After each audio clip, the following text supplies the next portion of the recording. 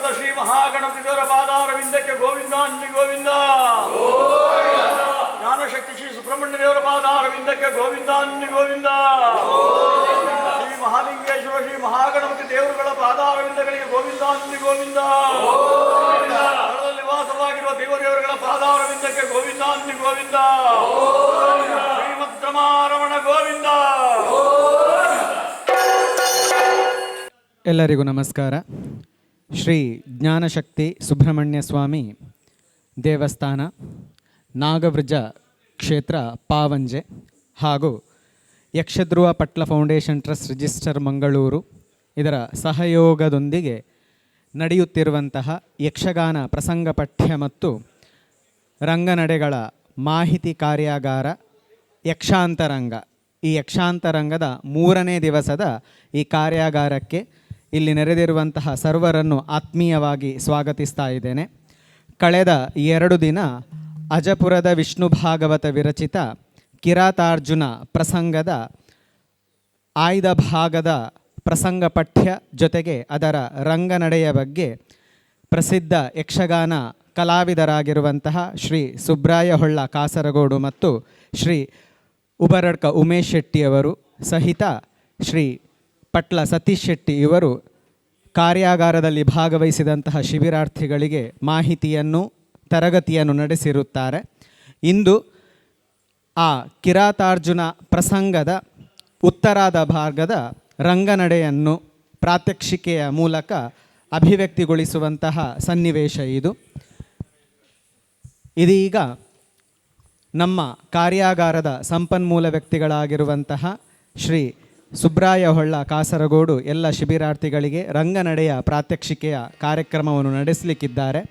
ಇಂದು ಈ ಕಾರ್ಯಾಗಾರದಲ್ಲಿ ಆಗಮಿಸಿರುವಂತಹ ನಮ್ಮ ಸಂಪನ್ಮೂಲ ವ್ಯಕ್ತಿಗಳಾಗಿರುವಂತಹ ಶ್ರೀ ಸುಬ್ರಾಯ ಹೊಳ್ಳ ಕಾಸರಗೋಡು ಇವರಿಗೂ, ಶ್ರೀ ಉಮೇಶ್ ಶೆಟ್ಟಿ ಉಬರಡ್ಕ ಇವರಿಗೂ, ಇನ್ನು ನಮ್ಮೊಡನೆ ಸೇರಲಿಕ್ಕಿರುವಂತಹ ಪಟ್ಲ ಸತೀಶ್ ಶೆಟ್ಟಿ ಇವರಿಗೂ ನಾನು ಆತ್ಮೀಯವಾದ ಸ್ವಾಗತವನ್ನು ಬಯಸ್ತಾ ಇದ್ದೇನೆ.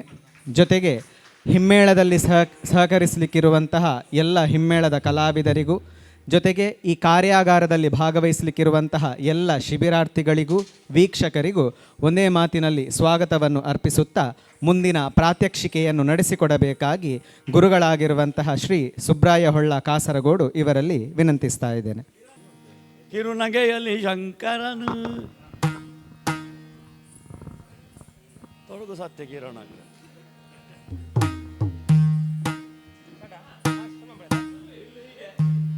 ಕಿರುನಗೆಯಲ್ಲಿ ಶಂಕರನು ಬಹಶರಗಳ ತರಿ ದೊಡ್ಡದನು, ನರನದ ಕಾಣುತ್ತಲಿದ ಮನ ಮರುಗುತ್ತ ಬೀಳಿದನು.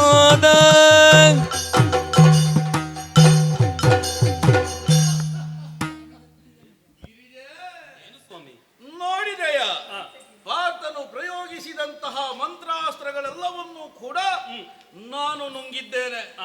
ಆಮೇಲೆ ಪ್ರಯೋಗಿಸಿದಂತಹ ಅಕ್ಷಯ ಬಾಣವನ್ನು ಅದನ್ನು ನುಂಗಿದ್ದೇನೆ. ಅವನಲ್ಲಿರುವಂತಹ ಅಸ್ತ್ರಶಸ್ತ್ರಗಳೆಲ್ಲವೂ ಮುಗಿದಿದೆ. ಇನ್ನು ಏನು ಮಾಡುವುದಕ್ಕಿದೆ ಅವನಿಂದ? ಏನು ಮಾಡುವುದಕ್ಕೆ ಸಾಧ್ಯ?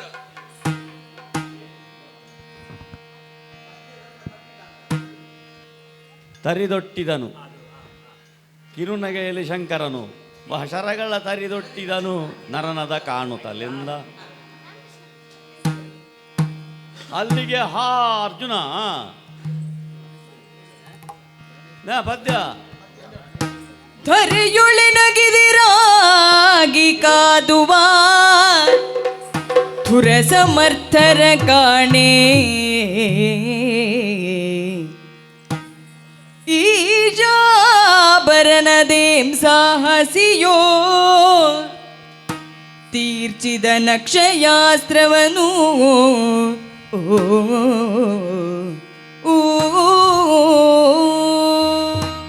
ಅರೇ, ಏನಾಶ್ಚರ್ಯ! ದಿವ್ಯಾಸ್ತ್ರಗಳನ್ನು ಪ್ರಯೋಗಿಸಿದರೆ ಎಲ್ಲವನ್ನೂ ನುಂಗಿ ಬಿಟ್ಟಿದ್ದಾನೆ. ನನ್ನಲ್ಲಿ ಅಕ್ಷಯಾಸ್ತ್ರವಿದೆ, ಅದನ್ನು ಪ್ರಯೋಗಿಸಿದೆ. ಅದನ್ನು ಪ್ರಯೋಗಿಸಿದರು, ಅದನ್ನು ನುಗ್ಗಿ ಬಿಟ್ಟಿದ್ದಾನೆ. ನಾನು ಇಲ್ಲಿಗೆ ಯಾಕೆ ಬಂದಿದ್ದೇನೆ? ಹರನ ನಾ ಮೆಚ್ಚಿಸುವೆನೆಂದರೆ ದುರುಳ ಕಂಟಕನಾದನೈ ಬಡಿ ದುರುಳುಚುವೆ ನಾನೇನು ದಪ್ಪಳಿಸಿದನು ಚಾಪದಲ್ಲಿ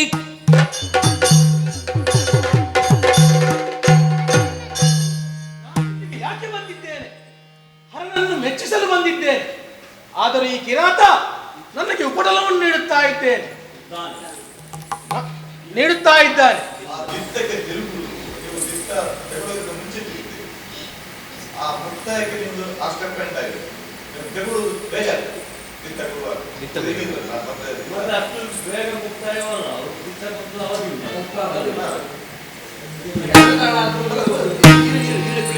ಅದೊಂದ್ಸಲ ದಿತ್ತ ಕೊಡುವಾಗ 2 ತಾಳ ಆದ್ರೂ ಬಾರಿಸ್ಬೇಕು. ಹೌದು. ಇದರಲ್ಲೇ ಪ್ರಯೋಗಿಸ್ತೇನೆ. ಇಲ್ಲಿ ಆಗ್ಬೇಕಾದ್ದೇನೆಂದ್ರೆ ಹರನನ ಮೆಚ್ಚಿಸುವೆನೆಂದರೆ ದುರುಳ ಕಂಟಕನಾದ ನೈ. ನಾನು ಪರಮೇಶ್ವರನ ಆರಾಧನೆಗೆ ಬಂದದ್ದು. ಆ ಆರಾಧನೆಯಲ್ಲಿ ತೊಡಗಿದರೆ ಇವನೊಬ್ಬ ಕಂಟಕನಾಗಿದ್ದಾನೆ. ನಾನು ಮರಳಿ ಅವನನ್ನು ಆರಾಧಿಸಬೇಕು ಅಂತಾದರೆ ಇವನನ್ನು ನಿವಾರಿಸಲೇಬೇಕು. ಇವ ಇದ್ರೆ ಆ ಕಾರ್ಯ ಸಾಧ್ಯ ಇಲ್ಲ. ಹಾಗಾಗಿ ಏನು ಮಾಡುವುದು? ಬಾಣಗಳೆಲ್ಲ ಬರಿದಾಗಿದೆ. ಆದ್ದರಿಂದ ಇರುವಂಥ ಈ ಚಾಪದಿಂದಲೇ ಇವನನ್ನು ಅಪ್ಪಳಿಸುತ್ತೇನೆ ಅಂತ ಬರಬೇಕು ಕನ್ನಡ ಆಚೆ. ಆಯ್ತಾ? ಹೇಳ್ಬೋದಾ? ಪುನೊಮ್ಮೆ ಹೇಳ್ಬೋದಾ? ಹಾಂ ಹೇಳು. ನಾನು ಈ ಕಾಡಿಗೆ ಯಾಕೆ ಬಂದಿದ್ದೇನೆ? ಹಾಂ, ಪ್ರಭು ಶಂಕರನನ್ನು ಮೆಚ್ಚಿಸಲು ಈ ಕಾಡಿಗೆ ಬಂದಿದ್ದೇನೆ. ಸರಿ. ಆದರೆ ಈ ಕಿರಾತ ಉಪಟಳವನ್ನು ನೀಡುತ್ತಾ ಇದ್ದಾನೆ. ಪುನರಪಿ ಅವರನ್ನು ಮೆಚ್ಚಿಸಬೇಕು ಅಂತಾದರೆ ಇವನನ್ನು ನಿವಾರಿಸಲೇಬೇಕು. ನನ್ನ ಭಕ್ತರಿಗೆ ನೋಡಿದ್ದೇವಂತಾದರೆ ಅಸ್ತ್ರಗಳೆಲ್ಲ ಬರಿದಾಗಿದೆ. ಕೈಯಲ್ಲಿದೆ ಅಲ್ಲ ಚಾಪ, ಇದರಿಂದಲೇ ಪ್ರಯೋಗಿಸುವೆ.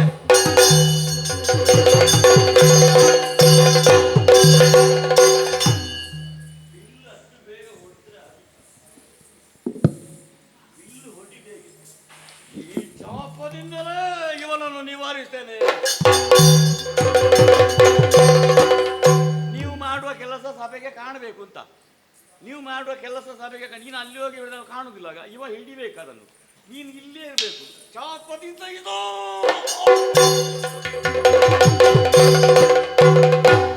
ಹಾಗಿರ್ಬೇಕು ದೃಶ್ಯ.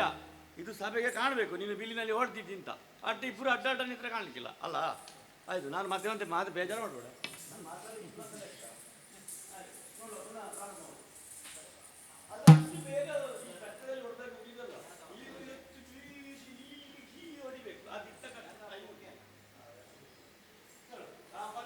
ಕೈಯಲ್ಲಿದೆ ಅಲ್ಲ ಚಾಪ, ಇದರಿಂದಲೇ ಪ್ರಹರಿಸುತ್ತೇನೆ.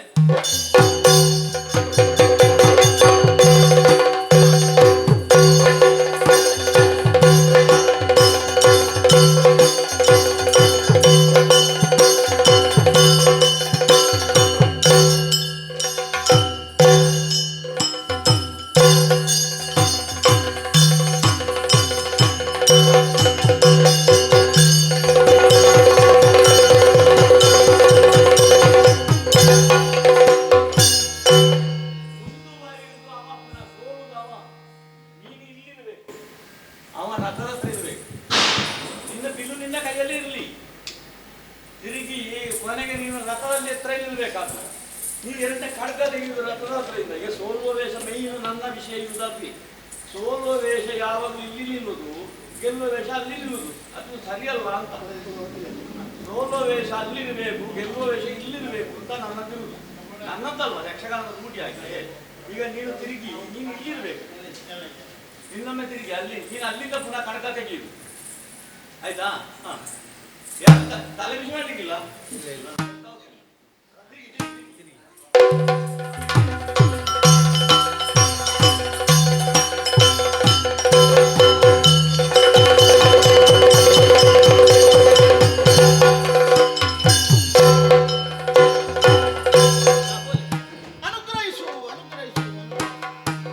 ಪಡಪಡೆಲ ಹೋಗಿರಾತ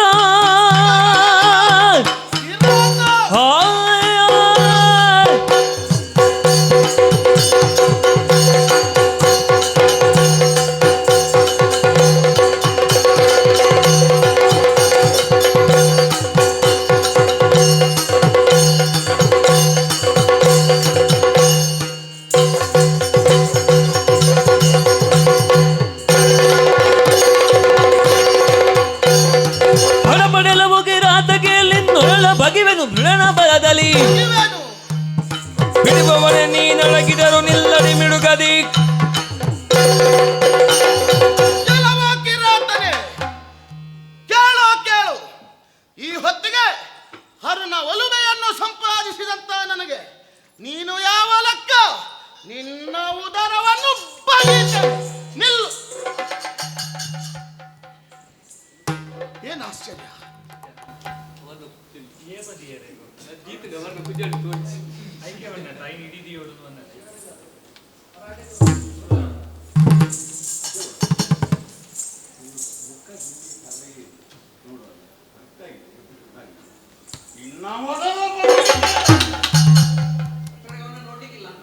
ಅಲ್ಲಿವರೆಗೆ ನೀನು ಶಿವನ ಬಗೀತೇನೆ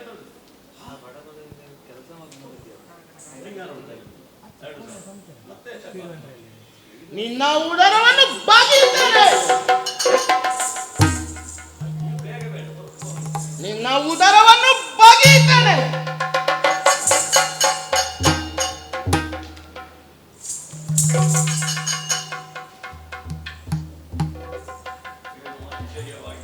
ಏನು ಆಶ್ಚರ್ಯವಿದು! ಹರನನ್ನು ಶಿವಲಿಂಗಕ್ಕೆ ಏರಿಸಿದಂತ ಪತ್ರ ಪುಷ್ಪಗಳೆಲ್ಲ ಈ ಕಿರಾತನ ಶಿರದಲ್ಲಿ ಕಾಣ್ತಾ ಉಂಟಲ್ಲ. ಏನೋ ಮೋಸ ಮಾಡಿದ್ದಾನೀವ. ಬಹುಶಃ ನಾನು ದೇವರಿಗೆ ವಂದಿಸುವಂತ ಕಾಲಕ್ಕೆ ಇವ ಬಹುಶಃ ತೆಗೆದು ತಲೆಯಲ್ಲಿ ಇರಿಸಿಕೊಳ್ಳಿನಿರಬೇಕು. ಸರಿಯಾಗಲಿಲ್ಲ, ಪೂಜೆ ಸರಿಯಾಗಲಿಲ್ಲ, ಇನ್ನೊಮ್ಮೆ ಮಾಡ್ತೇನೆ. ಎನುತ ನೋಡಲು ಲಿಂಗ ಕಿರಿಸಿರ್ದನಿನಿತು ಕುಸುಮಗಳಿರಲಿಕ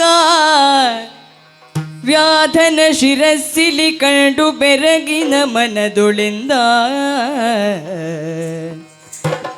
ನರನು ಯೋಚಿಸುತ್ತೇನಿದ. ನಾನು ಇನ್ನು ನಿರೀಕ್ಷೆಯಲ್ಲಿ ದೇವವರೂತದ ನಿರೀಕ್ಷೆಯಲ್ಲಿ ಇರ್ತೇನೆ ಅಂತ ಹೇಳಿ ಒಳಗೆ ಈ ಪ್ರಸಂಗ ಅಂದರೆ ಇಲ್ಲಿಗೆ ಮುಂದುವರಿಯುವಂಥದ್ದಲ್ಲ. ಈಗ ಈ ಪ್ರಸಂಗದಲ್ಲಿ ಇದೇ ಪ್ರಸಂಗ ಮುಕ್ತಾಯ ಅಂತಾದರೆ ಅರ್ಜುನನೇ ಭಾರತ ವಾಕ್ಯ ಹೇಳಬೇಕು ಅಲ್ಲ.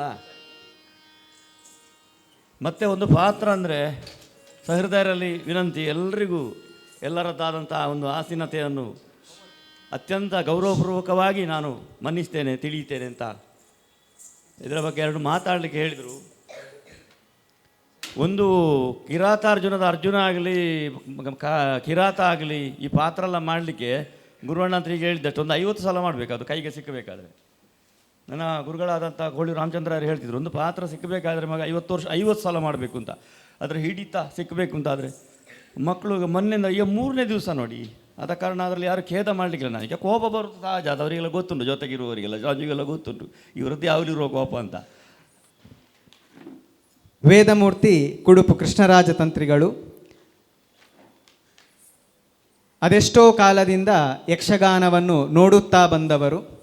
ಕೇವಲ ನೋಡುವುದು ಮಾತ್ರ ಅಲ್ಲ, ತಾರ್ಕಿಕ ದೃಷ್ಟಿಕೋನವನ್ನು ಇಟ್ಟುಕೊಂಡು ಯಕ್ಷಗಾನ ಪ್ರಸಂಗವನ್ನು ವೀಕ್ಷಿಸುತ್ತಾ ಬಂದವರು. ಆಟ ಆಡಿಸಿದವರು, ಆಟ ನೋಡಿದವರು, ಪುರಾಣ ಜ್ಞಾನ ಇರುವವರು, ಒಳ್ಳೆಯ ರಾಗಜ್ಞಾನದ ಜೊತೆಗೆ ಹಿಮ್ಮೇಳದ ಎಲ್ಲ ವಿಚಾರಗಳನ್ನು ಸಾರಸಗಟಾಗಿ ಸುಲಲಿತವಾಗಿ ಹೇಳಬಲ್ಲವರು. ಪಾತ್ರಚಿತ್ರಣಗಳನ್ನು ಯಾವ ರೀತಿಯಾಗಿ ಕಟ್ಟಿಕೊಡಬಹುದು, ಆ ಪಾತ್ರಚಿತ್ರಣಗಳ ಹಿಂದು ಮುಂದು ಹೇಗಿರಬೇಕು, ಜೊತೆಗೆ ರಂಗದಲ್ಲಿ ಕಲಾವಿದನ ನಡವಳಿಕೆಗಳು ಹೇಗಿರಬೇಕು, ಅದನ್ನು ನಮ್ಮ ಜೊತೆಗೆ ಹಂಚಿಕೊಳ್ಳಿಕ್ಕೆ ಅವರು ನಮ್ಮ ಜೊತೆಗೆ ಇದ್ದಾರೆ. ಇಂದು ಯಕ್ಷಾಂತರಂಗ ಈ ಕಾರ್ಯಾಗಾರದ ಪರವಾಗಿ, ನಿಮ್ಮೆಲ್ಲರ ಪರವಾಗಿ ನಾನು ಅವರನ್ನು ಆತ್ಮೀಯವಾಗಿ ಸ್ವಾಗತಿಸ್ತಾ ಇದ್ದೇನೆ. ಜೊತೆಗೆ ಅವರ ತಮ್ಮ ವೇದಮೂರ್ತಿ ಪದ್ಮರಾಜ ತಂತ್ರಿಯವರಿದ್ದಾರೆ. ಅವರ ಉಪಸ್ಥಿತಿಯನ್ನು ಗೌರವಿಸುತ್ತಾ ಇದೀಗ ಕಲಾವಿದರಿಂದ ಆಗುತ್ತಿರುವ ಅಪಸವ್ಯಗಳು ಪ್ರೇಕ್ಷಕರ ನಿಲುವಿನಲ್ಲಿ ಯಾವ ರೀತಿಯಾದಂತಹ ಕಲಾವಿದರಿಂದ ಅಪಸವ್ಯಗಳು ಆಗ್ತಾ ಇದೆ ಎಂಬುದನ್ನು ತಿಳಿಸಿಕೊಡಬೇಕಾಗಿ ಮಾನ್ಯರಲ್ಲಿ ವಿನಂತಿಸ್ತಾ ಇದ್ದೇನೆ. ನಾನು ಮಾತಾಡಬೇಕು ಅಂತ ಬಂದು ಹೇಳಿದ್ದಾರೆ, ಆದರೆ ಈ ಶೀರ್ಷಿಕೆಯನ್ನು ಹೇಳಿರಲಿಲ್ಲ. ಆದರೆ ತೊಂದರೆ ಇಲ್ಲ, ನಾನು ಈ ಭಾಷೆ ಗೊತ್ತುಂಟು ವ್ಯಾಕರಣ ಗೊತ್ತಿಲ್ಲ ಅಂತ ಹೇಳುವ ರೀತಿಯ ಒಂದು ಸ್ಥಿತಿಯಲ್ಲಿದ್ದೇನೆ. ಅದಾಗುವಾಗ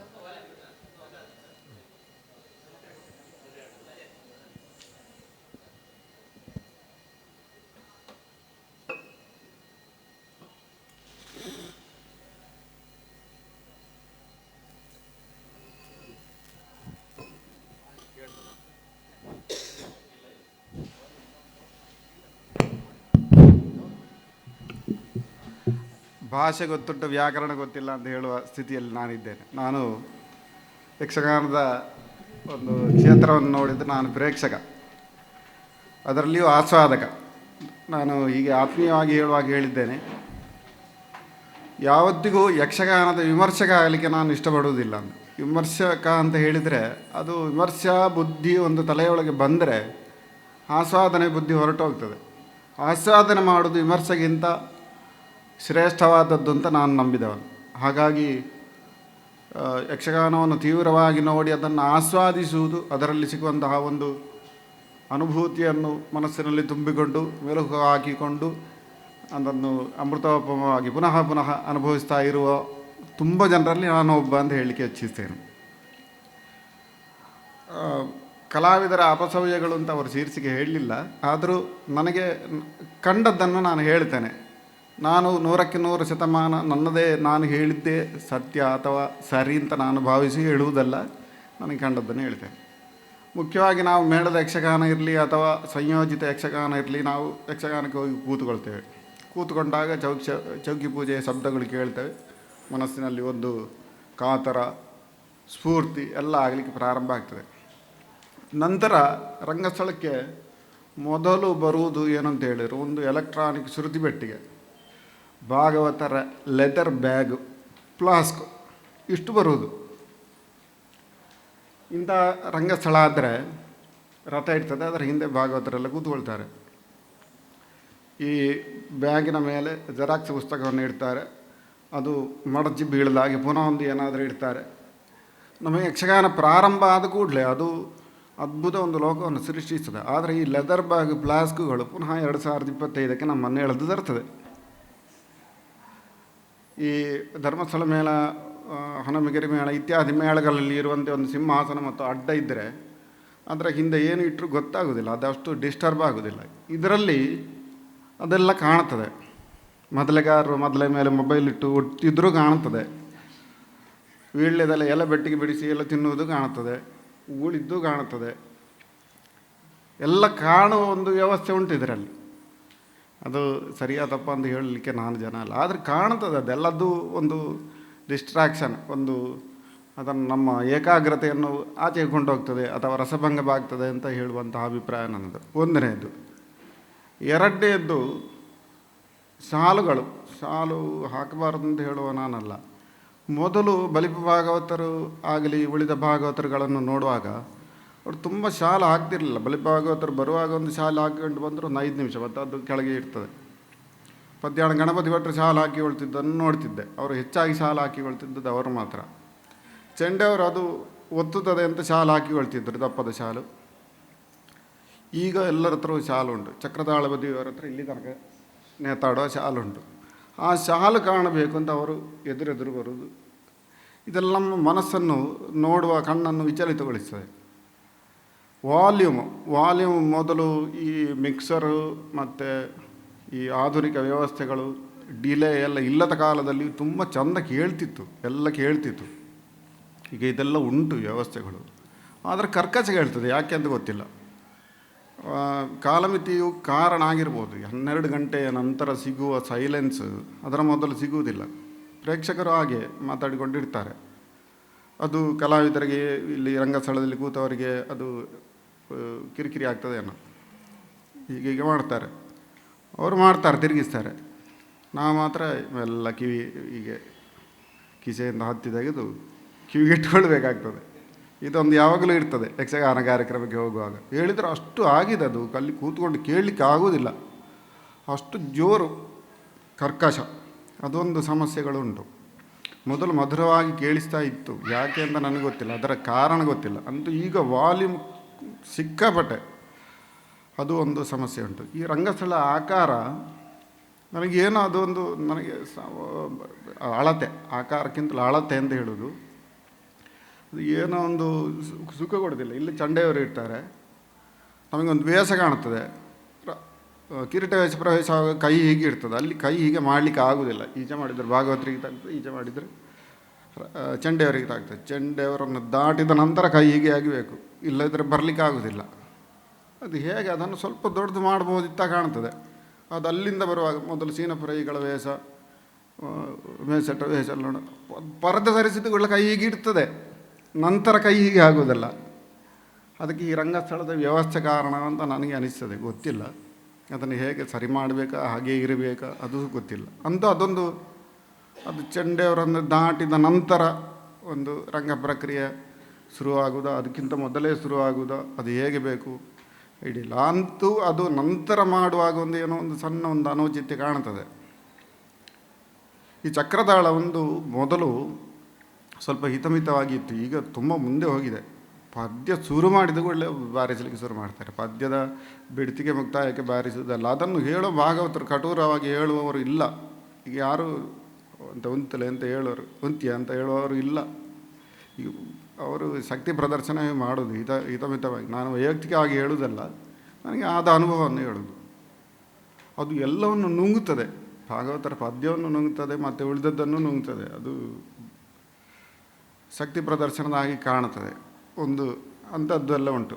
ಮತ್ತು ಹಿಂಬೇಳದವರು ಚಂಡೆಯವರು ಅವರ ಮಾತಿನಲ್ಲಿ ಮಾತಾಡೋದಾಗಲಿ ಅಥವಾ ಮುಖಭಾವ ಇದರಲ್ಲಿ ಒಂದು ಲೈಟಾಗಿ ಎಕ್ಸ್ಪ್ರೆಷನ್ ಕೊಟ್ಟರೆ ಸಾಕಾಗ್ತದೆ ಅಂತ ಕಾಣ್ತದೆ. ಕೆಲವರು ತುಂಬ ಪ್ರತಿಕ್ರಿಯೆ ಕೊಡೋದು ಎಲ್ಲ ಉಂಟು, ಈಗಲೂ ಕಾಣ್ತದೆ. ಅದು ನಮ್ಮ ಪ್ರೇಕ್ಷಕರಿಗೆ ಅದೊಂದು ವಿಚಲಿತಗೊಳಿಸ್ತದೆ. ಎಂತ ಮಾತಾಡಿದರು ಇವರು, ಏನು ಹೇಳಿದರು, ಹಾಗೆಲ್ಲ ನಮ್ಮ ಮನಸ್ಸಲ್ಲಿ ಹೋಗ್ತದೆ. ಇನ್ನು ಪ್ರಸಂಗಗಳು ಪ್ರಾರಂಭ ಆಗಿ ನಡೆಯುತ್ತದೆ ಎಲ್ಲವೂ. ಮುಖ್ಯವಾಗಿ ಈಗ ಕಾಣುವಂಥದ್ದು ಒಂದು ಮರೆತು ಹೋಗೋದಕ್ಕೆ ಒಂದು ಚೀಟು ಬರೆದು ಮಾಡಿಕೊಂಡಿದ್ದೇನೆ ನೋಡಿ.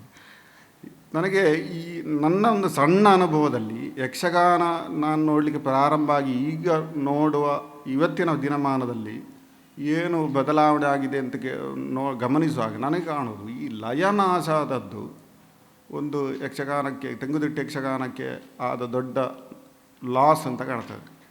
ಲಯ ಒಂದು ತೆಗೆದಿಟ್ಟಿನ ಒಂದು ಜೀವಾಳ, ಒಂದು ಪುಂಡುವೇಷ ಪ್ರವೇಶ ಆಗ್ತದೆ, ಒಂದು ದೀಂಗಣ ಹೊಡಿತದೆ, ಅದರೊಟ್ಟಿಗೆ ಚೆಂಡೆ ಮದ್ದಲೆ ಎಲ್ಲ ಸಿಂಕ್ ಆಗ್ತದೆ. ಸಿಂಕ್ ಆಗೋದು ಅಂತ ಒಂದು ಎರಕಾಗೋದು, ಆಗ ನಮಗೆ ಪ್ರೇಕ್ಷಕರಿಗೆ ಒಂದು ಒಂದು ಏನು ಒಂದು ಒಂದು ಆನಂದ ಉತ್ತೇಜನ ಆಗ್ತದೆ. ಅದು ಹಾರುವಾಗ ಅದಕ್ಕೆ ಸರಿಯಾದ ಚೆಂಡೆ ಮದ್ದಲೆಗಳ ಜಯಂಕಾರಗಳು, ಅದನ್ನು ನಿಮ್ಮ ಭಾಷೆಯಲ್ಲಿ ಹೇಳಲಿಕ್ಕೆ ನನಗೆ ಗೊತ್ತಿಲ್ಲ.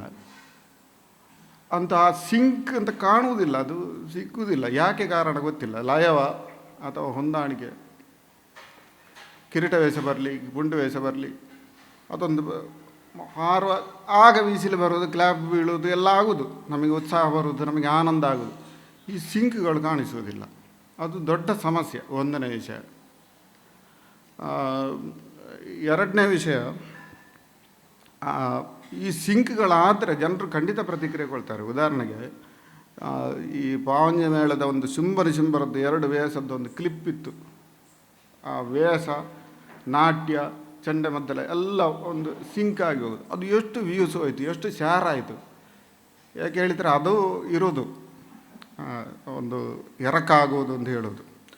ಈ ಎರಕಾಗದೇ ಇರುವುದಕ್ಕೆ ವೇಗಗಳು ಕಾರಣ ಅಂತ ಕಾಣ್ತದೆ ನನಗೆ. ವೇಗ ಜಾಸ್ತಿ ಆಗಿದೆ, ಎಲ್ಲರಿಗೂ ಗೊತ್ತುಂಟು. ಚಂಡಮುಂಡರು ಈಗ ಪ್ರಾರಂಭ ಆಗೋದು ಯಾವ ವೇಗದಲ್ಲಿ ಪ್ರಾರಂಭ ಆಗ್ತದೆ, ನಮಗೆ ಎಂತ ಆಗ್ತಾ ಉಂಟು, ಏನಾಯಿತು, ಯಾಕೆ ಈ ವೇಗ ಬೇಕು ನನಗೆ ಅರ್ಥ ಆಗೋದಿಲ್ಲ. ವೇಗವಿರಲಿ, ಇಲ್ಲ ಅಂತ ಹೇಳೋದಲ್ಲ.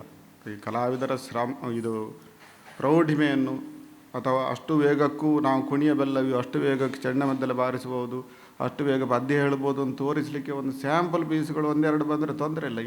ಇದು ಎಲ್ಲವೂ ಹಾಗೆ ಆದರೆ ಉಪ್ಪಿನಕಾಯಿಯಲ್ಲಿ ಊಟ ಮಾಡಲಿಕ್ಕೆ ಆಗೋದಿಲ್ಲ, ಸ್ವಲ್ಪ ಹೀಗೆ ಮುಟ್ಟಿಸುವುದು ಹಾಗೆ ಅದು ವೇಗದಿಂದಾಗಿ ಅದರದ್ದೊಂದು ಆ ಒಂದು ಸೌಂದರ್ಯ ಎಲ್ಲ ಹೋಗ್ತಾ ಉಂಟು ಅಂತ ನನಗೆ ಕಾಣ್ತದೆ. ಇನ್ನು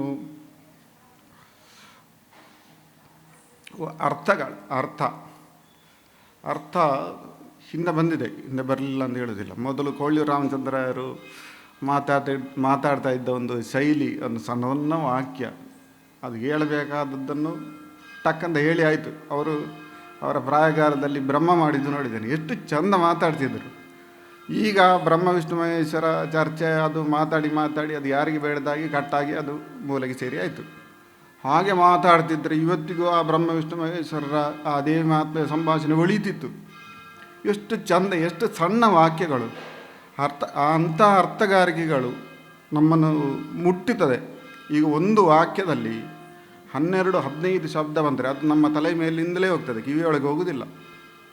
ಒಂದು ವಾಕ್ಯ ಹೇಳಬೇಕಾದೊಂದು 6-7-8 ಶಬ್ದದಲ್ಲಿ ಮುಗಿಸಿದರೆ ನಮಗೆ ಕಿವಿಯೊಳಗೆ ಹೋಗ್ತದೆ, ಅರ್ಥ ಆಗ್ತದೆ.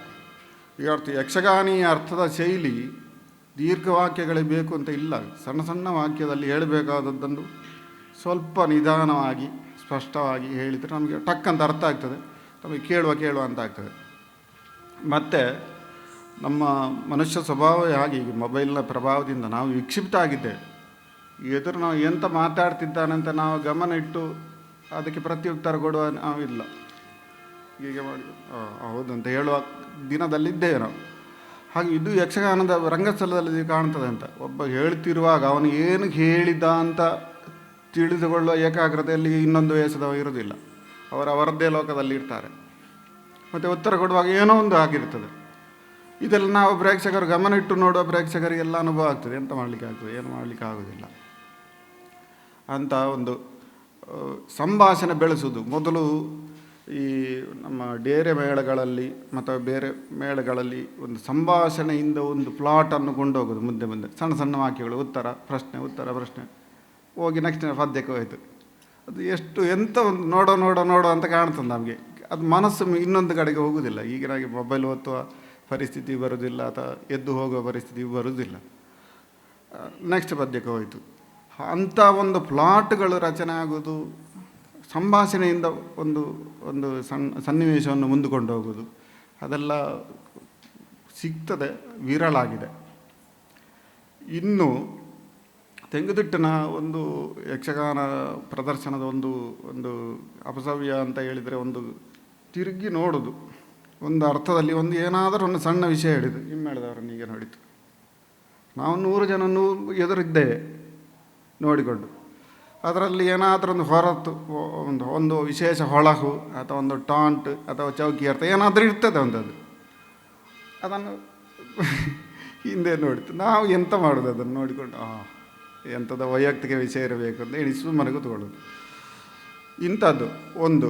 ನೆಕ್ಸ್ಟ್ ಪದ್ಯ ಅಥವಾ ನೆಕ್ಸ್ಟ್ ಸಂಗತಿಗಳು, ಇದಕ್ಕೆ ಮುಮ್ಮೇಳದವರಿಗೂ ಹಿಮ್ಮೇಳದವರಿಗೂ ಇರುವ ಒಂದು ಸಿಗ್ನಲ್ಗಳು ಉಂಟು. ಅದು ಸಿಗ್ನಲ್ಗಳು ಅದು ಸೂಕ್ಷ್ಮವಾಗಿ ನಡೆಯುವುದಿಲ್ಲ, ಅದು ಓಪನ್ ಆಗಿ ನಡೆಯುತ್ತದೆ, ಎಲ್ಲ ಗೊತ್ತಾಗ್ತದೆ ನಮಗೆ. ಬಡಗುದಿಟ್ಟನ ಯಕ್ಷಗಾನದಲ್ಲಿ ನೋಡಿ, ಅವರು ಕುಣಿದು ಭಾಗವತರಿಗೆ ಮುಖ ಮಾಡಿ ಕುಣಿತಾ ಇರುವಾಗ ಅವರೊಳಗೆ ಎಂಥದ್ದು ಒಂದು ಸಿಗ್ನಲ್ ಪಾಸ್ ಆಗ್ತದೆ, ನಮಗೆ ಗೊತ್ತೇ ಆಗೋದಿಲ್ಲ. ಅದು ತೆಂಗುದಿಟ್ಟಲ್ಲಿ ಅದು ಇಲ್ಲ. ಅದು ನೆಕ್ಸ್ಟ್ ಪದ್ಯ ಹೀಗೆ ಹೇಳುವುದೆಲ್ಲ ನಮಗೆ ಕಾಣ್ತದೆ. ಭಾಗವತರು ಈಗೆಲ್ಲ ಕೆಲವು ಸಲ ಮಾಡಬೇಕಾಗ್ತದೆ, ಅದು ಕಾಣ್ತದೆ. ಅದು ಅನೌಚಿತ್ಯ ಆಗ್ತದೆ ಅಂತ ಒಂದು ವಿಷಯ. ಇನ್ನು ಮುಖವರ್ಣಿಕೆ ಅಲ್ಲ, ಮುಖಾಭಿನಯ ಮತ್ತು ಹಸ್ತಾಭಿನಯ. ಮುಖಾಭಿನಯ ತುಂಬ ಹಿಂದೆ ಉಂಟು ಅಂತ ಕಾಣುತ್ತದೆ. ನಾನು ಮುಖವನ್ನು ಹೀಗೆ ನೋಡೋದು, ಏನು ಮಾಡ್ತಾರೆ ಇಲ್ಲ. ಅದರ ಬಗ್ಗೆ ತುಂಬ ಪರಿಶ್ರಮಗಳು, ಪ್ರಯತ್ನಗಳು ಇನ್ನೂ ಆಗಬೇಕು ಅಂತ ಕಾಣುತ್ತೆ. ಕೆಲವು ಮುಖವರ್ಣಿಕೆಯಲ್ಲಿ ಈಗ ಹಿರಣ್ಯಾಕ್ಷ ಭೂಮಿದೇವಿ ಒಂದು ಸಂದರ್ಭ ಒಂದು ಇದುಂಟು ಇದರಲ್ಲಿ, ಯಾವುದರಲ್ಲಿ ಪ್ರಸಂಗ, ಹಿರಣ್ಯಾಕ್ಷ ವಧೆಯಲ್ಲಿ. ಆಗ ಹಿರಣ್ಯಾಕ್ಷ ಮುಖದಲ್ಲಿ ಏನು ತೋರಿಸಲಿಕ್ಕೆ ಆಗ್ತದೆ ಅಂತ ನನಗೆ ಕಾಣುವುದಿಲ್ಲ. ಹೇಗೆ ಹೇಳಿದರೆ ಹಿರಣ್ಯಾಕ್ಷನ ಮುಖವರ್ಣಿಕೆ ಆಗುಂಟು.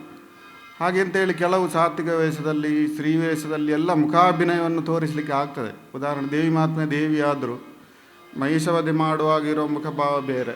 ಮಹಿಷವಧೆ ಆದ ಕೂಡಲೇ ದೇವೇಂದ್ರ ಆರತಿ ಮಾಡಿದ ಕೂಡಲೇ ಒಂದು ಪ್ರಸನ್ನತೆ.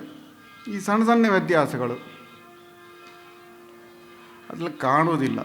ಚಂದ ವೇಷ ಮಾಡಿ ಬರ್ತಾರೆ. ವೇಷ ಚಂದ ಆಗಲಿಕ್ಕೆ ಮೊದಲಿಗಿಂತ ಇಂಪ್ರೂವ್ಮೆಂಟ್ ದಿನದಿಂದ ದಿನಕ್ಕೆ ಉಜ್ವಲವಾಗಿ ಕಾಣುತ್ತದೆ. ವೇಷಭೂಷಣ, ಮುಖವರ್ಣಿಕೆ ಮತ್ತು ಸ್ಪಷ್ಟ ಆಗ್ತಾ ಉಂಟು, ಹಾಗೆಲ್ಲ ಕಾಣುತ್ತದೆ. ಆದರೆ ಮುಖಭಾವ ಇಲ್ಲ, ಭಾವದಲ್ಲಿ ವ್ಯತ್ಯಾಸ ಇಲ್ಲ. ಮುದ್ರೆಗಳು ಕಾಣುವುದಿಲ್ಲ. ಮುದ್ರೆಗಳು ನಾನು 3 ರೀತಿಯ ಮುದ್ರೆಗಳು ಅಂತ ನಾನು ಅಂದುಕೊಂಡಿದ್ದೇನೆ. ಒಂದು ನಾಟ್ಯಧರ್ಮಿ ಮುದ್ರೆಗಳು, ನಾಟ್ಯಶಾಸ್ತ್ರಕ್ಕೆ ವಿಧವಾದ ಪತಾಕ, ಅರ್ಧ ಪತಾಕ ಎಲ್ಲ ಉಂಟು, ನನಗೆ ಸಹ ಗೊತ್ತಿಲ್ಲ. ಕೆಲವು ಕಲಾವಿದರು, ಗೋವಿಂದ ಭಟ್ರಂಥವರು ಉಪಯೋಗ ಮಾಡುವುದನ್ನು ನೋಡಿದ್ದೇನೆ. ಚಕ್ರ ಅಂತ ಹೇಳುವಾಗ ಹೀಗೆ ಮಾಡ್ತಾರೆ, ಏಣಾಂಕರಿ ವಿಭಕ್ತರು ಅಂತ ಹೇಳುವಾಗ ಹೀಗೆ ಮಾಡ್ತಾರೆ. ನಾಟ್ಯಧರ್ಮೀಯ ಮುದ್ರೆಗಳು ಕಾಣುವುದಿಲ್ಲ. ಲೋಕಧರ್ಮೀಯ ಮುದ್ರೆಗಳು, ಬಾ, ಹೋಗು, ನಿಲ್ಲು ಅಂತ ಹೇಳುವುದು ನಾವು ಮಾತಾಡುವಾಗಲೂ ಉಂಟು ಮುದ್ರೆಗಳು. ಅದು ಕೆಲವು ಸಲ ಕಾಣ್ತದೆ, ಕೆಲವು ಸಲ ಕಾಣೋದಿಲ್ಲ. ಯಕ್ಷಗಾನ ಧರ್ಮೀಯಾದ ಮುದ್ರೆ, ಯಕ್ಷಗಾನದ್ದೇ ಮುದ್ರೆಗಳಿರ್ಬೋದು, ಉಂಟು, ನನಗೆ ತೋರಿಸಲಿಕ್ಕೆ ಬರೋದಿಲ್ಲ. ಮತ್ತು ನಿಮ್ಮಂತರ ಎದುರಿನಲ್ಲಿ ತೋರಿಸುವ ದುಸ್ಸಾಹಸಕ್ಕೂ ಮಾಡೋದಿಲ್ಲ. ಹಾಗೆ ಈ 3 ಮುದ್ರೆಗಳು ಸೇರಿ ಒಂದು ಪದ್ಯದ ಅರ್ಥವನ್ನು ತೋರಿಸಬೇಕು. ಅದು ತುಂಬ ಹಿಂದೆ ಬಂದಿದೆ. ಒಂದನೇದು ಯಕ್ಷಗಾನ, ತೆಂಗುತಿಟ್ಟು ಯಕ್ಷಗಾನದಲ್ಲಿ ನನಗೆ ಕಾಡುವ ದೊಡ್ಡ ಪ್ರಶ್ನೆ ಅಂತ ಹೇಳಿದರೆ, ಒಂದು ಪದ್ಯ ಬಾಮಿನ ಅಥವಾ ನಿಧಾನ ಪದ್ಯ ಆಗ್ತಾ ಉಂಟು. ಅದರಲ್ಲಿ ಈ ಪದ್ಯದಲ್ಲಿರುವಂಥ ಅರ್ಥವನ್ನು ಮುದ್ರೆ ತೋರಿಸಿ ಅಭಿನಯಿಸ್ತಾ ಇರ್ತಾರೆ. ಕೈಯಲ್ಲಿ ತೋರಿಸಲಿಕ್ಕೆ ಪ್ರಾರಂಭ ಆಗುವ ಕಾಲು ನಿಲ್ತದೆ. ತಾಳಕ್ಕೆ ಸರಿಯಾಗಿ ಪಾದ ಚಲನೆಯು, ಕೈಯ ಮುದ್ರೆಗಳು ಒಟ್ಟಿಗೆ ಹೋಗುವುದೇ ಇಲ್ಲ. ಕೈಯಲ್ಲಿ ಏನಾದರೂ ಮಾಡಲಿಕ್ಕೆ ಪ್ರಾರಂಭಿಸಿದರೆ ಕಾಲು ಸ್ಟಾಪ್ ಆಯಿತು. ಕಾಲಿನಲ್ಲಿ ಚಲನೆ ಪ್ರಾರಂಭ ಆದ ಕೂಡಲೇ ಮುದ್ರೆಗಳಿಲ್ಲ. ಇದು ಯಾಕೆ ಅಂತ ಗೊತ್ತಿಲ್ಲ ನನಗೆ. ನಾನು 1-2 ಹಿರಿಯ ಕಲಾವಿದರಲ್ಲಿ ಕೇಳಿದೆ, ಅದು ಸ್ವಲ್ಪ ಕಷ್ಟ ಉಂಟು ಅಂತ ಹೇಳಿದರು, ಅಲ್ಲಿಗೆ ಬಿಟ್ಟೆ ನಾನು. ಹೀಗೆ ಮುದ್ರೆಗಳ ಬಗ್ಗೆ ಸ್ವಲ್ಪ ಬೇಕು. ಅದು ಚಂದವಾಗಿಯೂ ಹಾಗೆ ಹೇಳಿದಾಗೆ, ಸುಬ್ರಹ್ಮಣ್ಯರು ಹೇಳಿದಾಗೆ ನಮಗೆ ಪ್ರೇಕ್ಷಕರಿಗೆ ಮುಟ್ಟು ಹಾಗೆ ಏನಾದರೂ ಸ್ವಲ್ಪ ಅದು ಪಟಕ ಮಾಡಿಬಿಟ್ರೆ ನಮಗೆ ಎಂಥದಂತಲೇ ಗೊತ್ತಾಗೋದಿಲ್ಲ. ಹಾಗೆ ಮುದ್ರೆಗಳು, ಹಸ್ತಚಲನೆಗಳು, ಮುಖದ ಭಾವಗಳು ಅದೆಲ್ಲ ಸ್ವಲ್ಪ ಇನ್ನೂ ಇಂಪ್ರೂವ್ ಆಗಲಿಕ್ಕೆ ಉಂಟು ಅಂತ ಕಾಣ್ತದೆ. ಫೈನ್ ಟ್ಯೂನಿಂಗ್ ಅಂತ ಹೇಳುವಂಥದ್ದು ಕಾಲಕ್ಕೆ ಆಗಲೇ ಬೇಕಾಗ್ತದೆ. ನನಗೆ ತಿಳಿದ ಮಟ್ಟಿಗೆ ಇದು ಸಮೂಹ ಪ್ರಯತ್ನದಿಂದಲೇ ಆಗಬೇಕು. ಒಬ್ಬ ಮುದ್ರೆಯ ಬಗ್ಗೆ PhD ಮಾಡಿ ಪ್ರಯೋಜನ ಇಲ್ಲ. ಹೀಗೆ ಇರುವಂಥ ಕಾರ್ಯಾಗಾರಗಳು ಕಥಗಳಿಯಲ್ಲಿ ಉಂಟು. ಕಳರಿ ಅಂತ ಹೆಸರು ಅದಕ್ಕೆ. ಸುಬ್ರಹ್ಮಣ್ಯರಿಗೆ ಮತ್ತು ಉಳಿದವರಿಗೆ ಗೊತ್ತಿರ್ಬೋದು. ಕಳರಿ ಅಂತ ಹೇಳಿದರೆ ಒಬ್ಬ ಆಶಾನ್, ಒಬ್ಬರು ಮಾಸ್ಟರ್ ಇರ್ತಾರೆ, ಪದ್ಯದವರು, ಮದ್ದಲೆಯವರು, ಚಂಡೆಯವರು ಇರ್ತಾರೆ, ವೇಷಧಾರಿಗಳು ಇರ್ತಾರೆ. ಚೊಲ್ಲಿ ಆಟಂ ಈಗ ಮಾಡಿದ ಹಾಗೆ ಅದನ್ನು ಪ್ರಸಂಗದ ಪದ್ಯಗಳನ್ನು ಆವರ್ತನೆ ಮಾಡುವುದು, ಇವರು ಅಭಿನಯ ಮಾಡುವುದು, ಅದರ ಆಶಾನ್ ಮಾಸ್ಟರ್ ಗುರುಗಳು ಎದುರು ಕೂತು ಅವರನ್ನು ತಿದ್ದುವುದು, ಇದು ನಡೀತಾ ಇರ್ತದೆ. ಕಳರಿ ಅಂತ ಹೇಳುವ ಒಂದು ಬೇರೆ ರಚನೆ ಉಂಟು. ಒಂದು ಕೊಟ್ಟಿಗೆ ಆಗಿರುವಂಥ ಒಂದು ರಚನೆ, ಗರಡಿ, ಒಂದು ಇಷ್ಟು ಎತ್ತರ ಗೋಡೆ, ಹೊರಗೆ ಕಾಣುವುದೇ ಇಲ್ಲ ಅದರಲ್ಲಿ, ಅದಕ್ಕಿಂತ ಮೇಲೆ ಸ್ವಲ್ಪ ಓಪನ್ ಗಾಳಿ ಆಡೋದಕ್ಕೆ, ಅಂಥದ್ದೆಲ್ಲ ಉಂಟು.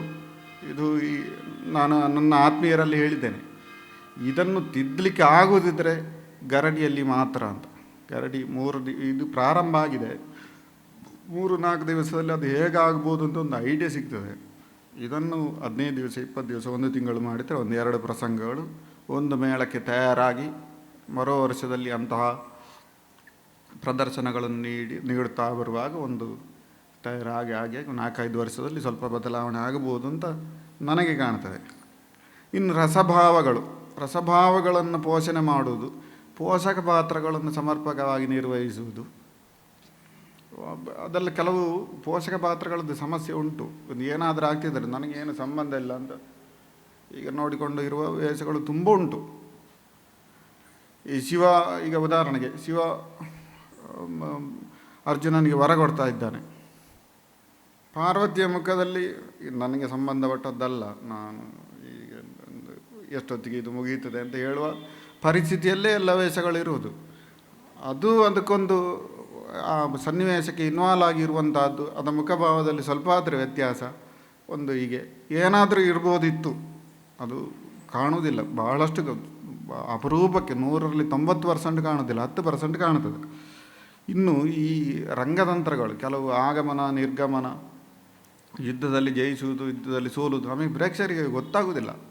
ಉದಾಹರಣೆಗೆ ದೇವಿ ಮಹಾತ್ಮೆಯಲ್ಲಿ ವಿಷ್ಣುವಿನ ಹೊಟ್ಟೆಯೊಳಗೆ ಬ್ರಹ್ಮ ಹೋಗೋದು, ಬ್ರಹ್ಮನ ಹೊಟ್ಟೆಯೊಳಗೆ ವಿಷ್ಣು ಹೋಗೋದು, ಇಲ್ಲಿಂದ ನಡೆದುಕೊಂಡು ನಮ್ಮ ಮನೆ ಅಂಗಳದಲ್ಲಿ ನಡೆದುಕೊಂಡು ಹೋದಾಗೆ ಹೋಗುವುದು, ಅದು ಹೊಟ್ಟೆಯೊಳಗೆ ಹೋಗುವುದು ನಮಗೆ ಹೇಗೆ ಗೊತ್ತಾಗೋದು ಪ್ರೇಕ್ಷಕರಿಗೆ?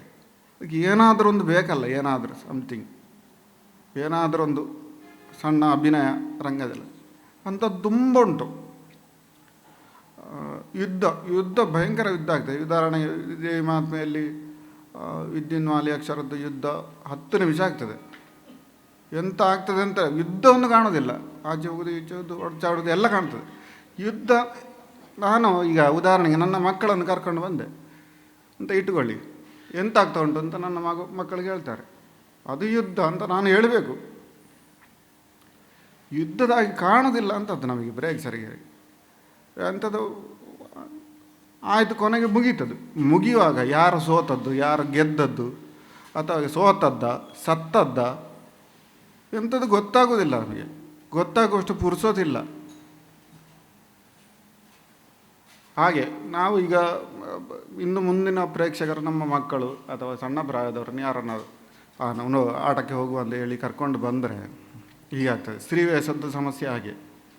ಹೆಣ್ಣು ಮಕ್ಕಳನ್ನು ಕರ್ಕೊಂಡು ಬಂದರೆ ಸ್ತ್ರೀವೇಷದ ಬಗ್ಗೆ 10 ಕಮೆಂಟ್ ಬರ್ತದೆ. ಅದೇನು ಹಾಗೆ ಸೀರೆ ಇಟ್ಟದ್ದು, ಅದು ಹೀಗೆ. ಈಗ ಒಂದು ಮೊಬೈಲಲ್ಲಿ ಅಥವಾ ಟಿ ವಿಯಲ್ಲಿ 10 ನಮೂನೆ ನೃತ್ಯಗಳುಂಟು.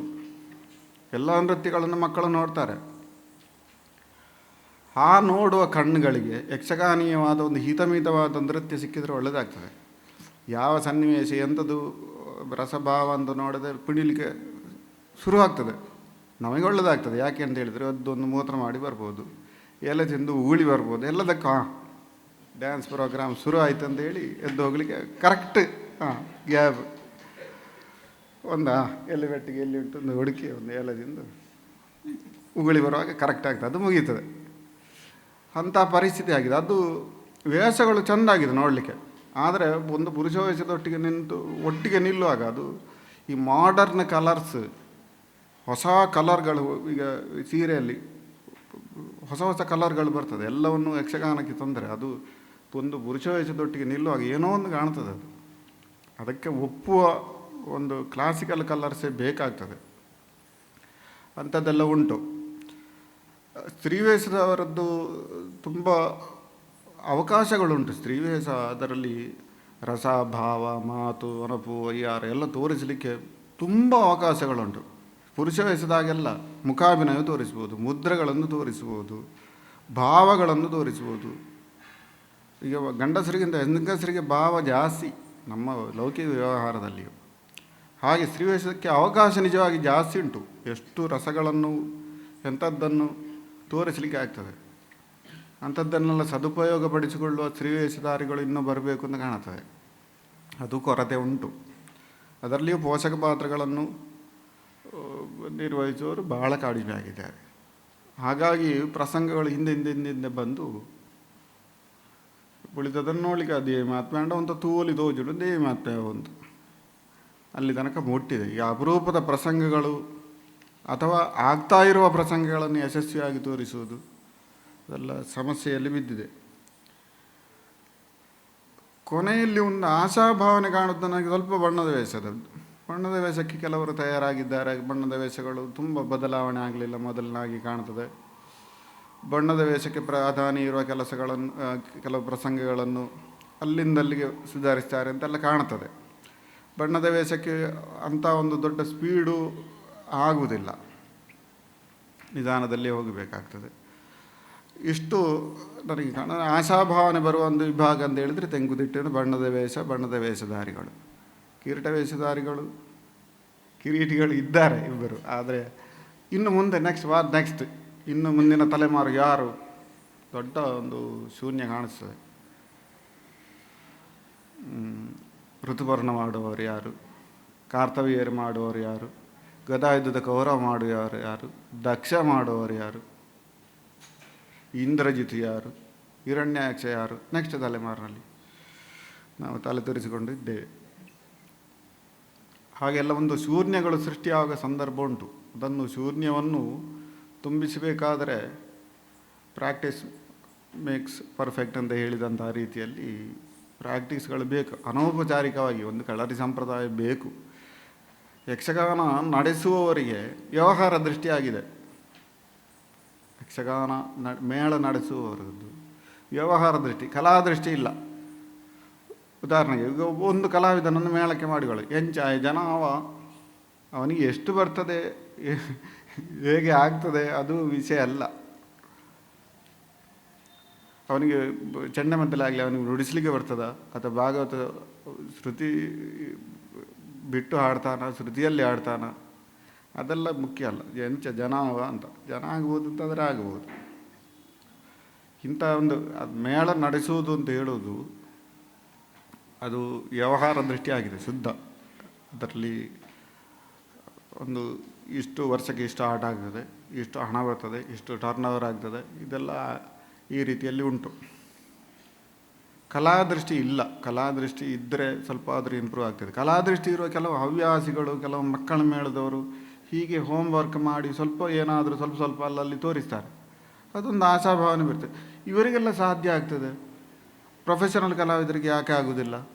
ಒಂದು ನಮ್ಮ ಪ್ರೇಕ್ಷಕರಿಗೆ ಯಕ್ಷ ಪ್ರಶ್ನೆ. ಅಂತಹ ಇಷ್ಟು ನನಗೆ ಮೇಲಿಂದ ಮೇಲೆ ಕಾಣುವ ನನ್ನ ಅಭಿಪ್ರಾಯಗಳು. ಪುರಾಣಮಿತ್ಯೇವ ನ ಸಾಧು ಸರ್ವಂ ನ ಚಾಪಿ ನೂನಂ ನವಮಿತ್ಯವಾದ್ಯಂ ಅಂತ ಒಂದು ಕಾಳಿದಾಸನದ್ದು ಮಾತು. ಹಳತ್ತೊಂದು ಹೇಳಿ ಎಲ್ಲವೂ ಒಳ್ಳೆಯದಲ್ಲ, ಹೊಸತೊಂದು ಹೇಳಿದ ಕೂಡಲೇ ಅದು ಹಾಳು ಅಂತಲೂ ಅಲ್ಲ. ಎರಡನ್ನೂ ಸೇರಿಸಿ ಒಂದು ಮಧ್ಯ ಮಾರ್ಗವನ್ನು ಇಟ್ಟುಕೊಂಡು ಸರಿತೂಗಿಸಿಕೊಂಡು ಹೋಗಬೇಕಾದಂತಹ ಕಾಲಸ್ಥಿತಿ ಈಗ ಉಂಟು. ನಮ್ಮ ಮಧ್ಯದಲ್ಲಿ ಈಗ ಸುಬ್ರಾಯಳ್ಳರಿದ್ದಾರೆ, ಮಹೇಶ್ ಶೆಟ್ಟರಿದ್ದಾರೆ, ಇಂಥ ಅನುಭವಗಳಿದ್ದಾರೆ. ಕಲಿಸಿಕೊಡಲಿಕ್ಕೆ ಮನಸ್ಸುಂಟು. ಅದನ್ನು ಸಂಯೋಜನೆ ಮಾಡುವಂತಹ ದೇವಸ್ಥಾನದವರಿದ್ದಾರೆ, ಪಟ್ಲ ಸತೀಶ್ ಶೆಟ್ಟರಂಥವರಿದ್ದಾರೆ. ಇಂಥದ್ದೆಲ್ಲ ಇರುವಾಗ ಇದನ್ನು ಯೋಜಕಸ್ತತ್ರ ದುರ್ಲಭ, ಅದನ್ನು ಸೇರಿಸಿಕೊಂಡು ಮಾಡುವವರು ದುರ್ಲಭ ಆಗಿದ್ದಾರೆ. ಮತ್ತು ಬರುವವರು ತೆಂಗುದಿಟ್ಟ ಯಕ್ಷಗಾನ ಪ್ರೇಕ್ಷಕರ ಬಗ್ಗೆ ನನ್ನ ಕಟುವಾದ ಒಂದು ಆಕ್ಷೇಪ ಅಂತ ಹೇಳಿದರೆ, ವೃತ್ತಿ ಧರ್ಮ ಇಲ್ಲ ಅಂತ. ನೀವು ಬೇಸರಿಸಬೇಡಿ, ನನಗೆ ಕಾಂಡದನ್ನು ಹೇಳಿದ್ದು ವೃತ್ತಿ ಧರ್ಮ, ವೃತ್ತಿಗೆ ನ್ಯಾಯ ಒದಗಿಸುವುದು. ನಾನು ಮೇಳದ ಈ ವೇಷಧಾರಿ, ಈ ವೇಷವನ್ನು ಮಾಡುವ, ನಾನು ಅದಕ್ಕೆ ನ್ಯಾಯ ಒದಗಿಸಬೇಕು ಅಂತ ಹೇಳುವ ಒಂದು ಮೂಲ ಮನೋಭಾವನೆ ಸ್ವಲ್ಪ ಕಡಿಮೆ ಉಂಟು. ಅದು ನನಗೆ ಯಾವಾಗಲೂ ಕಾಣುತ್ತದೆ. ಹಳೆಯ ತಲೆಮಾರಿನಲ್ಲಿ ಇರಲಿಕ್ಕಿಲ್ಲ ಆ ಪ್ರೊಫೆಷನಲಿಸಮ್. ಈಗ ನನ್ನನ್ನು ಒಂದು ಹೋಮ ಮಾಡಲಿಕ್ಕೆ, ಪೂಜೆ ಮಾಡಲಿಕ್ಕೆ ಕರೆದ್ರೆ ನಾನು ಆ ಹೋಮವನ್ನು ಮಾಡುವ ಕೆಲಸಕ್ಕೆ ನಾನು ನ್ಯಾಯ ಒದಗಿಸಬೇಕು, ನಾನು ಅದನ್ನು ಸರಿಯಾಗಿ ಮಾಡಬೇಕು ಅಂತ ಹೇಳುವ ಅನ್ನೋದು ವೃತ್ತಿ ಧರ್ಮ. ಅದೇ ರೀತಿ ಯಕ್ಷಗಾನ ಕಲಾವಿದರು ಅದು ಸ್ವಲ್ಪ ಕಡಿಮೆ ಉಂಟು ಅಂತ ನನಗೆ ಹೊರಗಿನಿಂದ ಕಾಣ್ತದೆ. ಮತ್ತು ನಾನು ಚೌಕಿಗೆ ಹೋಗಿ ಮಾತಾಡೋದು ಸ್ವಲ್ಪ ಕಡಿಮೆ. ಯಕ್ಷಗಾನ ನೋಡುವವರಲ್ಲಿ ಆ ವರ್ಗದವರಿದ್ದಾರೆ. ಯಕ್ಷಗಾನ ನೋಡಲಿಕ್ಕೆ ಬರೋದಲ್ಲ, ಚೌಕಿಗೆ ಹೋಗಿ ಪೆಟ್ಟಿಗೆ ಮೇಲೆ ಕೂತ್ಕೊಂಡು ಮಾತಾಡಿ ಅವರ ಹತ್ರ ಎಲೆ ತೆಗೆದುಕೊಂಡು ಅದನ್ನೇ ತಿಂದು ಮತ್ತು ಅವರನ್ನೇ ದೂರಿಕೊಂಡು ಹೊರಗೆ ಹೋಗುವವರಿದ್ದಾರೆ.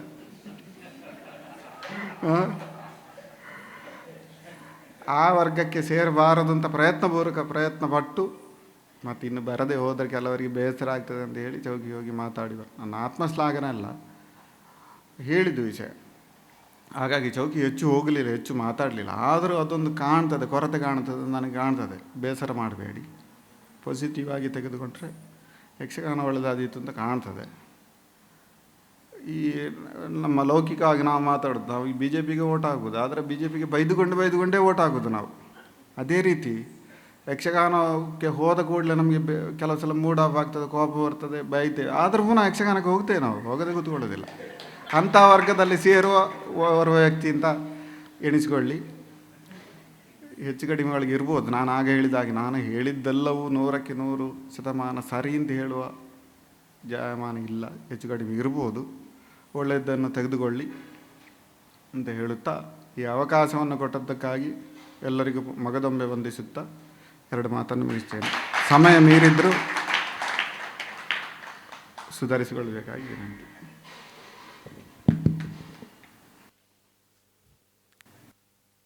ಹಳೆಬೇರು ಹೊಸ ಚಿಗುರು ಕೂಡಿದರೆ ಮರ ಸೊಬಗು. ಈ ವಾಕ್ಯದಿಂದಲೇ ನಮ್ಮ ಕಾರ್ಯಾಗಾರ ಮೊನ್ನೆ ಪ್ರಾರಂಭ ಆಗಿರುವಂಥದ್ದು. ಆ ಆಶಯವನ್ನು ಇರಿಸಿಕೊಂಡೇ ಹಿರಿಯರು ಮಾತುಗಳನ್ನು ಆಡಿರುತ್ತಾರೆ. ಅವರು ಆಡಿದಂತಹ ಎಲ್ಲ ಮಾತನ್ನು ನಾವು ಗಮನಿಸ್ತಾ ಹೋದರೆ ಆಂಗಿಕ, ವಾಚಿಕ, ಆಹಾರ್ಯ, ಸಾತ್ವಿಕ ಈ 4 ವಿಭಾಗಗಳನ್ನು ಆಧಾರವಾಗಿರಿಸಿಕೊಂಡು ಹಿಮ್ಮೇಳದಿಂದ ತೊಡಗಿ ಮುಮ್ಮೇಳದಲ್ಲಿ ಆಗ್ತಾ ಇರುವಂತಹ ಅಪಸವ್ಯಗಳು ಏನಿದೆಯೋ ಅದನ್ನು ತಿಳಿಸುವಂತಹ ಪ್ರಯತ್ನವನ್ನು ಪ್ರಾಮಾಣಿಕವಾಗಿ ಮಾಡಿದ್ದಾರೆ. ಅವರ ಪ್ರಾಮಾಣಿಕ ಅನುಭವಕ್ಕೆ ಪ್ರತಿಕ್ರಿಯೆಗೆ ಈ ಶಿಬಿರ ತಲೆಬಾಗ್ತಾ ಇದೆ. ಇದೀಗ ಯಕ್ಷಾಂತರಂಗದ ಆಯೋಜಕರಲ್ಲಿ ಓರ್ವರಾಗಿರುವಂತಹ ಶ್ರೀ ಕೌಶಿಕರು ಅವರಿಗೆ ಒಂದು ವಂದನಾರ್ಪಣೆಯನ್ನು ಮಾಡಬೇಕಾಗಿ ವಿನಂತಿಸ್ತಾ ಇದ್ದೇನೆ.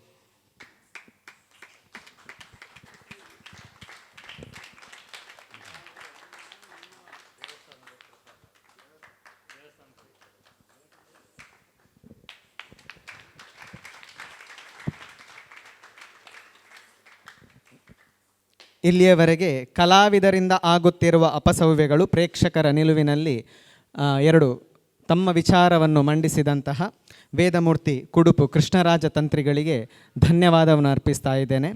ಅವರ ತಮ್ಮ ವೇದಮೂರ್ತಿ ಪದ್ಮರಾಜ ತಂತ್ರಿಯವರಿಗೂ ನಾನು ವಂದನೆಗಳನ್ನು ಅರ್ಪಿಸ್ತಾ ಇದ್ದೇನೆ.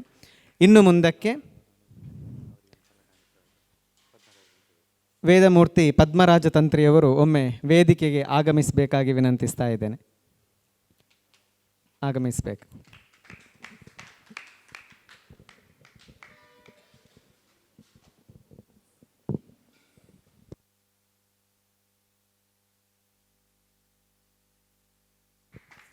ಅವರಿಗೆ ದೇವಳದ ವತಿಯಿಂದ ಗೌರವಾರ್ಪಣೆ ಮಾಡಬೇಕಾಗಿ ಗುರುಗಳಲ್ಲಿ ವಿನಂತಿಸ್ತಾ ಇದ್ದೇನೆ.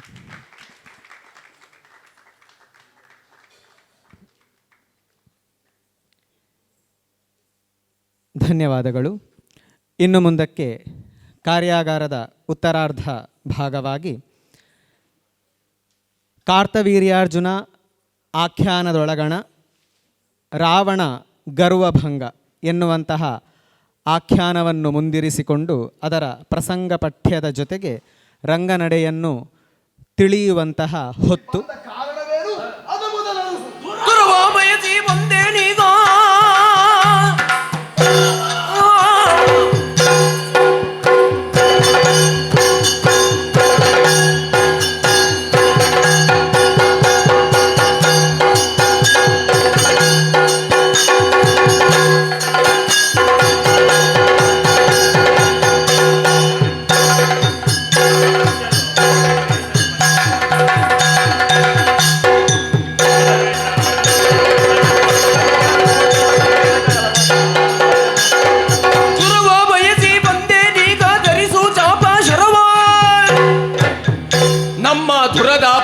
ನೋಡುತ್ತಿರಲಿ ತ್ರಿದಶರೆಲ್ಲರೂ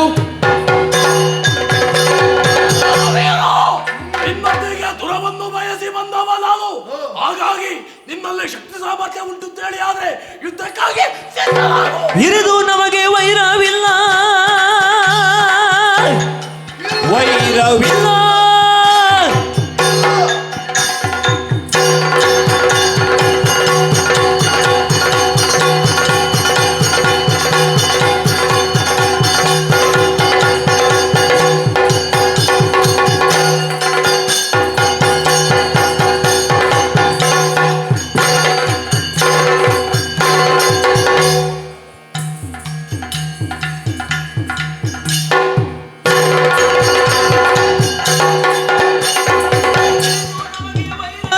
ಬರಿದೆ ಯುದ್ಧ ಕೈಯಲ್ಲಿ ಹಾಕಿ ತೆರಳು ಗ್ರಹಕ್ಕೆ ಎಂದು ಭೂಪ ನೊರೆದ ಖಳನೊಳು ಯುದ್ಧವನ್ನು ಮಾಡಬೇಕೆಂದಾದ್ರೆ ಅದಕ್ಕೊಂದು ಕಾರಣ ಅಂತ ಬೇಕು. ಅಲ್ಲೊಂದು ವೈರ ಎಂಬ ವಿಚಾರ ಸ್ಪಷ್ಟವಾಗಿರಬೇಕು. ಆದ್ರೆ ನಮ್ಮ ಮಧ್ಯದಲ್ಲಿ ಅದು ಇಲ್ಲ. ಹಾಗಂತ ಅದು ಯುದ್ಧ ಯಾಕೆ? ಆದ್ದರಿಂದ ಹೇಳುವುದು ಈ ಯುದ್ಧ ಗಿದ್ದ ಎಲ್ಲ ನನಗೆ ಸಲ್ಲುವುದಿಲ್ಲ. ಈ ಸಂದರ್ಭದಲ್ಲಿ ಮನೆಗೆ ನಡೆದು ನಿನ್ನ ಪ್ರಾಣ ಉಳಿದಿತ್ತು. ಯುದ್ಧ ಬೇಡ, ಬಂದ ಹಾಗೆ ನಿನ್ನದಾದಂತ ಲಂಕೆ ಸೇರು. ಅದು ಅಲ್ಲ ಅಂತಾದ್ರೆ 4 ಜನನ ಆತಿಥ್ಯ ಸ್ವೀಕರಿಸಿ ಹೋಗು. ಯುದ್ಧ ಬೇಡ ಅಂತ ಹೇಳಿದ್ದಲ್ಲ, ಅದಾಗುವುದಿಲ್ಲ. ನನಗೆ ಯುದ್ಧವೇ ಆಗಬೇಕು. ನಮ್ಮಿಬ್ಬರೊಳಗೆ ಯಾರು ಅಂತ ನಿರ್ಣಯವಾಗಬೇಕು. ಹೇಳು. ಎಲ್ಲ ನಮ್ಮ ಇವರ ಮುಂದೆ ಯಾರು ಪರಾಕ್ರಮಿಗಳೆಂಬುದಾಗಿ ನೋಡೋಣ. ಯುದ್ಧ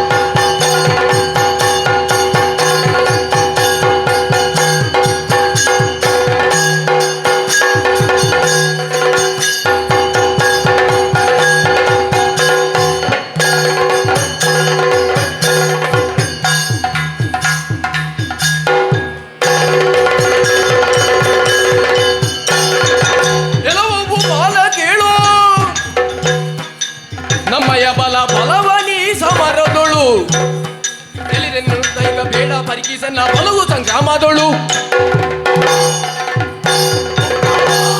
ಯುದ್ಧವನ್ನು ಮಾಡಬೇಕೆಂಬುದಾಗಿ ವಿಧವಾಗಿ ಯುದ್ಧವನ್ನು ಮಾಡ್ತಾ ಇದ್ದಿ.